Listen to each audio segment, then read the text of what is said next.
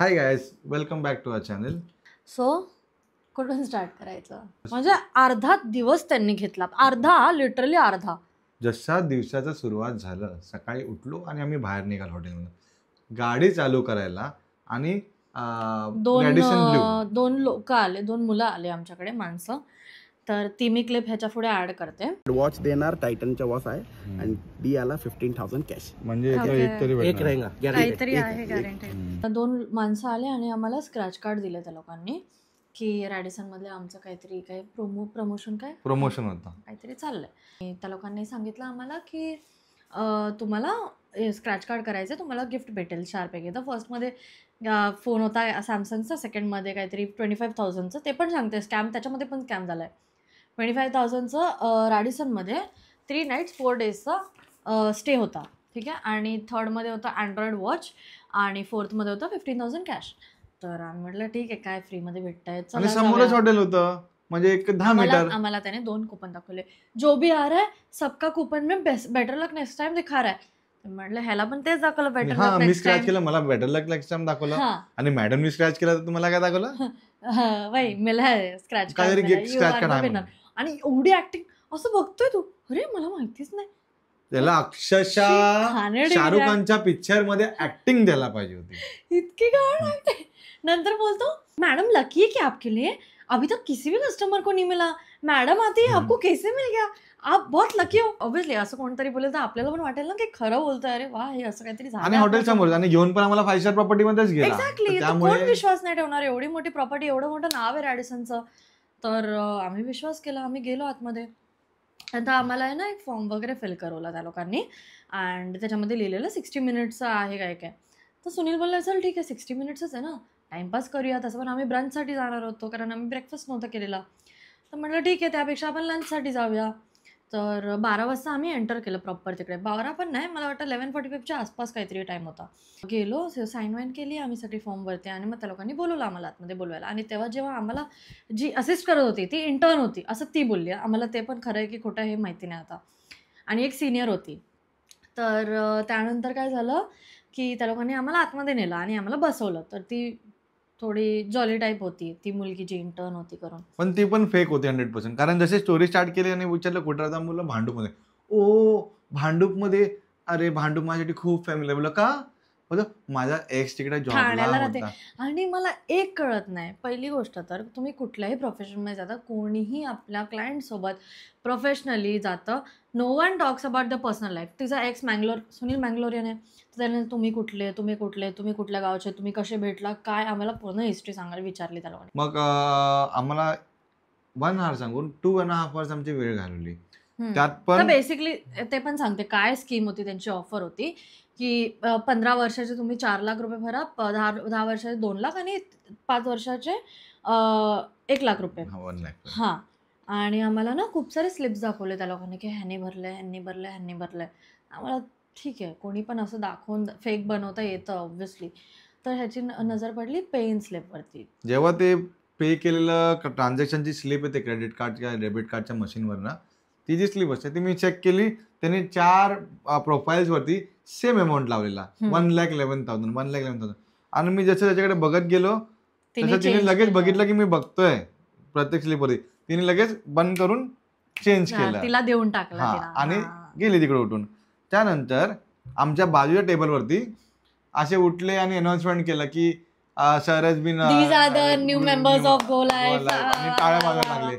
आम्ही पण बघितलं आणि ते पण असे गप्प बसले. त्यांच्या तोंडावरती काय त्यांच्या तोंडावरती काय स्माईल नाही, काय नाही, कायच नव्हतं. ते सर्व झालं. नंतर ते झालं, आम्हाला लागलेली भूक. मी 1 तास थांबलो, 1.5 तास झाला. बोललो मॅम मला चक्कर येऊन अक्षरशः मी पडेन. अरे तुम्ही पाणीशिवाय काही ऑफरच नाही करत. पाणी पण कोणतं बिस्लरी नाही, ग्लासमध्ये आणून देत होते. चला ते सर्व ठीक आहे, एक्सपेक्टेशन्स काय नव्हते. एवढं त्यांना बोलतो मला भूक लागली आहे सर 2 मिनिटं करत 2.5 तास घालवले.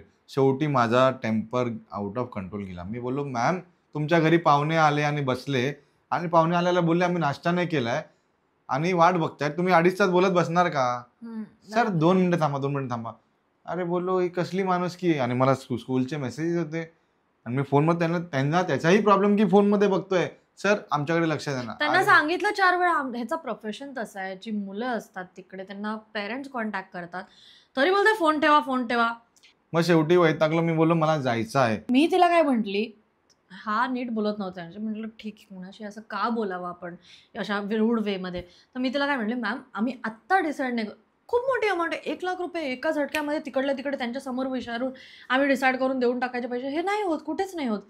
आणि दुसरी गोष्ट कोणीही फोर्स नाही करणार की ते आम्हाला लिटरली बोलले की तुम्ही या गेटच्या बाहेर पडले की हे कॅन्सल. हे असं कुठे होतच नाही. पहिली गोष्ट तर व्हॅलिड. दुसरी गोष्ट खूप फोर्स करत होते की तुम्ही इकडून आत्ताच हे करा, होऊ नाही शकत, हे नाही ते नाही ते नाही. सुनील त्यांना बोलणं पण आम्हाला तुमची ऑफर खूप आवडली, आम्ही जर जेवून आलो असतो तर आम्ही डेफिनेटली बुक करून निघालो असतो, नशिबे केलं नाही. पण नंतर मग आहे ना तिला मी बोलली, मॅम आम्ही आज करू नये, आम्ही आत्ता लगेच नाही करू शकत, आम्ही एंड ऑफ द डे तुम्हाला कॉल करून इन्फॉर्म करतो. बोले ठीक है चलो इनका ऑफर कैंसिल, इनका ये एप्लीकेशन फॉर्म कैंसिल कर दो और इनको ये उनका स्क्रॅच कार्ड देतो. म्हणजे असं कोण बोलतं आमच्याशी. पहिला तो एअर इंडिगो वाला बोलतो निकल जाओ, ही बोलते असं करतो. सर्व झालं. नंतर आम्हाला आम्ही तिकडे बोललो आम्ही व्हिडिओ काढायचा आहे. स्टार्टला बोललेले काढूया, नंतर बोलतो सर अलाउड नाहीये. अरे हॉटेलच्या आतमध्ये कुठेच अलाउड नाही केलं मग व्हिडिओ काढायला, पण हिने गपचूप काढलेले. नंतर आम्हाला डायरेक्ट गेटच्या बाहेर आणलं. ऍक्च्युअली मी कसे काढले, कारण ते लोक ब्लॉगिंग मध्ये खूप जास्त इंटरेस्टेड आणि असे दाखवत होते ते. हा गॉड नोज, कोणाला अट्रॅक्ट करायला तेव्हा काही खोटं बोलतील. दुसरी गोष्ट, आमच्याकडे गिम्बल आहे, गिम्बल फिरतो ऑटोमॅटिकली, ऑटो डिटेक्ट करतो एआयचं. तर त्याने ऑटो डिटेक्ट करून एआयने पकडलं त्याने. तर जेवढे आले त्यांना बघायचं होतं काय, तर जेवढे आले व्हिडिओज ते आम्ही काढलेत त्यांचे, आणि त्यांचं फेस सकट आले. आणि अक्षरशः आम्हाला ते बाहेर सोडायला आले आणि परत आतमध्ये नाही द्यायला दिलं. Sir you can't enter inside, म्हणजे असं केलं त्यांनी. ते सर्व ठीक आहे. सर्वात भारी गोष्ट सांगतो, जेव्हा सर्व संपलं, ऑफर कॅन्सल वगैरे सांगितलं, तेव्हा कॅन्सल सांगितल्यानंतरही बेशरम सारखं काय म्हणणार, सर जशी त्यांची अनाउन्समेंट झालेली तसं आम्ही तुमचं करू काय. बोललो काय की तुम्ही मेंबरशिप घेतली आहे. तर ही बोलली नाही. तर त्यांनी खूप ट्राय केलं कन्व्हिन्स करायला, अनाउन्समेंट फेकच आहे. तरी बोललो की अनाउन्समेंट कशासाठी करायची, तर आम्ही घेतच नाही. असंच आमचं काय ते असतं, काहीतरी बडबड होती.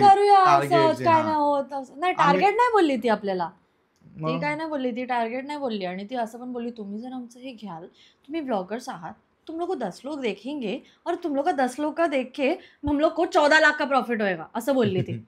आम्हाला असं पण बोलली, तुम्हाला आम्ही 1 लाख बोलतोय, त्यांना आम्ही 14 लाख बोलू, असं पण बोलली ती मला. मग ते व्हिडिओ तर आहेच, ते नक्की टाकू आणि तुम्ही बघा आणि त्याच्यावरती नक्की कमेंट करा आणि अशा स्कॅम मध्ये नक्कीच फसू नका. कारण आणि दुसरी गोष्ट, अजून एक गोष्ट, आम्ही जेव्हा त्यांना मना केलं ना की आम्हाला 1 इयरचं नकोय, तर ती काय एकदम लपून, मी तुम्हाला एक गोष्ट सांगते, ट्रायल आहे ना, ट्रायल बेसिसवरती घ्या. म्हटलं ठीक आहे सांगा. म्हणजे सुनील तर ऐकायलाच रेडी नव्हता. मी बोलली चला ठीक आहे. मग 24 डेजचं सांगितलं तिने, काय तर 50,000. त्यानंतर आम्ही ते पण नाही म्हणलं, मग 8 दिवसाचा ट्रायल प्लॅन देते. म्हणजे ह्यांना काय ना काय करून आम्हाला फसवायचं नाही, आमचे पैसेच काढायचे. त्यानंतर तो स्क्रॅच कार्ड कुठे गेला रे.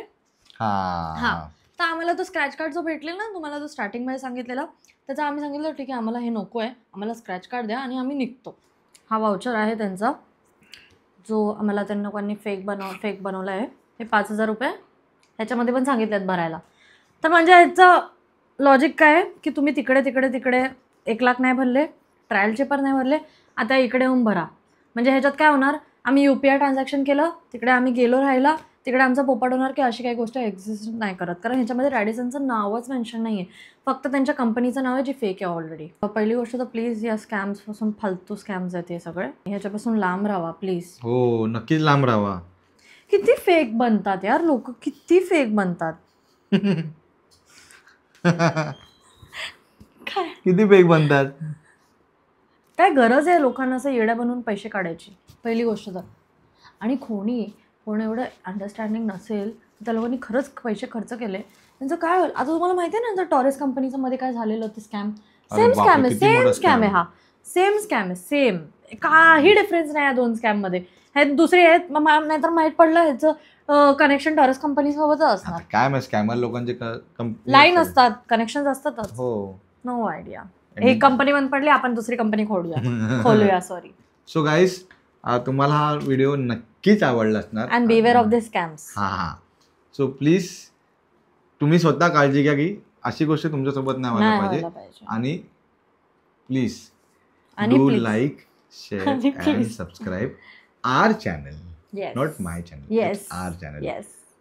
Take care. Bye Enjoy. bye. Bye-bye.